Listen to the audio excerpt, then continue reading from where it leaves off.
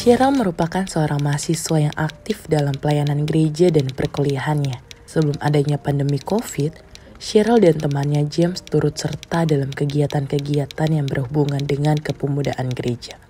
Hingga pada akhirnya pandemi melanda seluruh negara termasuk Indonesia. Cheryl yang sedang duduk menonton televisi melihat berita bahwa pemerintah memberlakukan lockdown dan pembatasan kegiatan peribadahan serta perkuliahan. Hingga pada akhirnya, ia harus beribadah dan kuliah secara online. Seiring berjalannya waktu, Cheryl menjalani rutinitasnya selama berbulan-bulan dengan kuliah dan beribadah secara online. Pada bulan Januari tahun 2022, pemerintah memperbolehkan perkuliahan secara offline di kampus, sementara kegiatan ibadah masih berlangsung secara online. Cheryl yang sedang duduk di sofa sambil berkuliah mendapat kabar dari dosennya bahwa kuliah dapat dilakukan secara offline di kampus. Ia menutup laptopnya dan berteriak kepada ibunya yang sedang di dapur. Cheryl memberitahukan bahwa besok ia akan datang ke kampus. Cheryl masuk ke kamarnya untuk menaruh laptopnya. Ia juga menambahkan catatan pada kalendernya bahwa besok ia masuk ke kampus. Setelah Cheryl melihat dan menambahkan catatan di kalendernya, Cheryl mendapatkan pesan dari teman-temannya bahwa besok akan diadakan rapat perdana secara offline di kampus, dan dengan senang hati dan semangat, Cheryl mempersiapkan semua kebutuhan dia untuk besok dia pergi ke kampus. Keesokan harinya, Cheryl bersiap untuk menuju kampus untuk melakukan rapat dengan organisasinya. Sesampainya di kampus, Cheryl bertemu dengan teman-temannya yaitu Harvey dan Cornelia, yang kebetulan satu organisasi dengannya. Mereka mulai membahas segala kegiatan yang akan mereka laksanakan, dan kegiatan yang terbaru tersebut Cheryl mendapatkan posisi sebagai ketua pelaksana, dan Harvey Cornell mendapatkan jabatan sebagai bendahara dan sekretaris. Di sela-sela rapat, Cornell menanyakan kepada Cheryl mengenai KRS yang akan dia ambil di semester selanjutnya.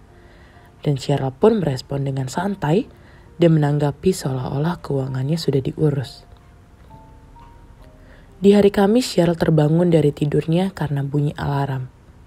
Saat Cheryl sedang mematikan alarm di HP-nya, Cheryl mendapatkan notif dari pihak kampus untuk segera membayarkan biaya kuliah tersebut. Dan Cheryl pun panik. Akhirnya sebelum Cheryl bersiap-siap lagi untuk mempersiapkan kuliah, Cheryl berdoa untuk meminta bantuan kepada Tuhan untuk pergumulan biaya kuliah yang sedang dia alami. Saat Cheryl selesai berdoa, Cheryl mengecek HP-nya karena ada notif masuk dari James. Dan Cheryl menerima ajakan tersebut karena dia berpikir sudah lama tidak pernah bertemu. Di sore hari, James datang ke rumah Cheryl dan berbincang-bincang menanyakan kabar dan kesibukannya dia. Dan tidak lupa, James mengajak Cheryl untuk bisa ikut pelayanan bersama. Setelah James dan Cheryl selesai mengobrol, James langsung meninggalkan rumah Cheryl dan bertemu dengan Harvey dan Cornelia di lapangan dekat rumahnya. Yang tanpa disangka, James, Harvey, dan Cornelia saling kenal dan mereka membicarakan tentang keuangan Cheryl. Di malam hari, tepat di hari Kamis, Cheryl membuka laptop dan menonton sebuah narasi yang berjudul Kasih Selamatnya.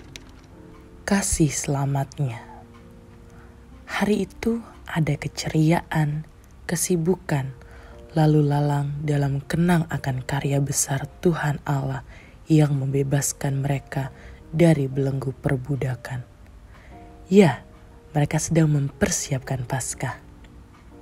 Tidak jauh dari keramaian umat mempersiapkan Paskah, dalam bangunan yang kokoh dan dingin, para pemuka yang dihormat dan disegani sedang mempersiapkan sesuatu. Ya, sesuatu yang penting. Penting untuk menjaga wibawa mereka agar tidak kehilangan muka di hadapan umat. Penting agar mereka tetap ditakuti, ditaati oleh umat. Mereka merencanakan sebuah upaya penangkapan, lengkap dengan perangkap dan gugatan yang berat. Para pemuka sepertinya sudah kehilangan daya dan asa, sampai mereka yang dihormati dan diteladani justru melacurkan kewibawaan, kehormatan dan kemuliaan mereka dengan upaya yang konyol, upaya kerdil, upaya preman pasar demi untuk menyingkirkan seseorang yang telah mengembosi dan melanjangi mereka. Iya, mereka ditelanjanginya, sehingga terlihatlah kepalsuan mereka, kemunafikan mereka. Para pemuka sudah kehilangan arah dan dikuasai amarah. Para pemuka menyiapkan penangkapan terhadap dia. Dia yang spesial, yang unik, yang karismatik, yang telah membuat mata, bukan hanya mata fisik, tetapi juga mata iman, untuk berjumpa langsung dalam iman kepada Allah. Dia yang mendekatkan yang jauh. Dia yang mencari yang hilang. Dia yang menguatkan diri yang lemah. Dia yang membongkar segala pernak-pernik kemunafikan. Dia yang merendah dan mau menyapa kepada siapa saja. Ya, siapa saja. Dia yang mengembalikan makna kata sesama. Ya, sesama tanpa ada batas karena kelimpahan materi, kebesaran kuasa. Dia yang seutuhnya dan sempurna menggenapi janji agungnya, menyelamatkan seluruh ciptaannya tanpa terkecuali, semua tanpa dibeda-bedakannya. Dia yang saat itu berpesan dan mengutus murid-muridnya untuk sedia dan setia menjadi alatnya membawa, memberitakan, serta mewujudkan damai sejahteranya bagi sesama dan dunia. Dia yang saat itu luruh dan hancur tiada bersisa, menempuh via dolorosa dan merenggang nyawanya demi hidup seluruh ciptaannya. Dia yang purna dalam penggenapan janji keselamatan bagi ciptaannya, yang berkuasa atas maut, yang memberikan kepastian jaminan akan kekekalan hidup bersamanya. Ya, Dia yang saat ini memandang kita semua dengan penuh kasih, membuka lebar-lebar tangannya menyambut kita semua, mendekap kita dalam kehangatan kasihnya, menggenggam kita erat untuk meniti dan menata hidup hari ini agar tetap menjadi berkat dan membawa kabar selamat bagi semua umat. Tepat di Riha, hari itu adalah hari terakhir Cheryl bisa membayar kuliah. Akan tetapi, Cheryl hingga hari Jumat itu belumlah mendapatkan uang yang cukup untuk membayarnya. Tetapi Cheryl hanya berserah kepadanya seperti apa yang sudah didengarkan di video narasi yang semalam James kirimkan kepadanya. Dan tanpa disadari, 5 jam sebelum pembayarannya ditutup, Cornelia, Harvey, dan James mengunjungi rumah Cheryl untuk ngobrol bareng. Dan di sanalah Cheryl mencurhatkan tentang perkuliahannya. Dan Cheryl juga akhirnya jujur tentang pembayaran kuliahnya. Karena kejujurannya tersebut, Cornelia, James, dan Harvey sedang mendapatkan berkat. Dan akhirnya mereka memutuskan untuk membantu Cheryl. Dan Cheryl sangat bersyukur dan menangis pada Tuhan. Karena pada akhirnya dia menyadari bahwa sejauh apapun dia dari Tuhan, Tuhan selalu ada buat dia.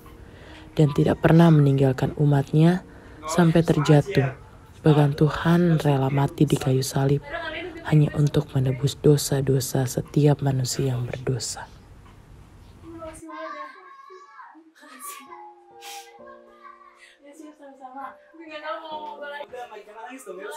Harus semangat belajarnya biar sukses sukses di depannya. Makasih banget kalau misalkan kalian tuh udah saling kenal. Karena dari sini gue belajar kalau misalkan pertemanan itu gak cuma sampai situ aja ternyata.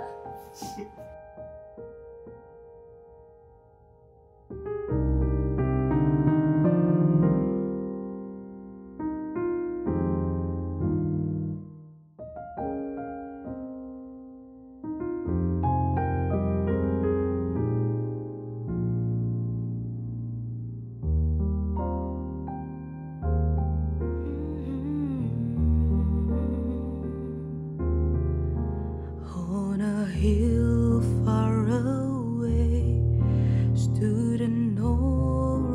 rugged cross, the emblem of suffering and shame.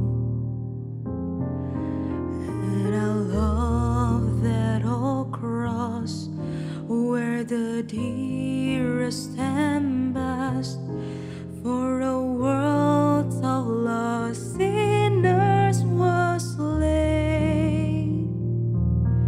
So I'll cherish the old rugged cross till my trophies held as I lay down. I will cling to the old rugged cross and exchange it someday for the crown.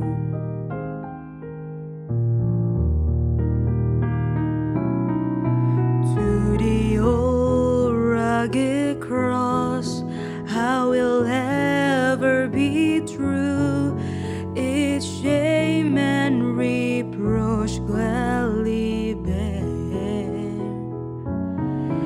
Then he'll call me someday to my home far away, where his glory forever I'll share.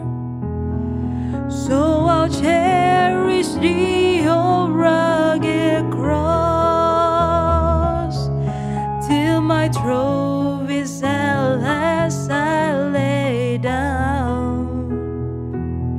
And I will cling to the old rugged cross and exchange it someday for a crown.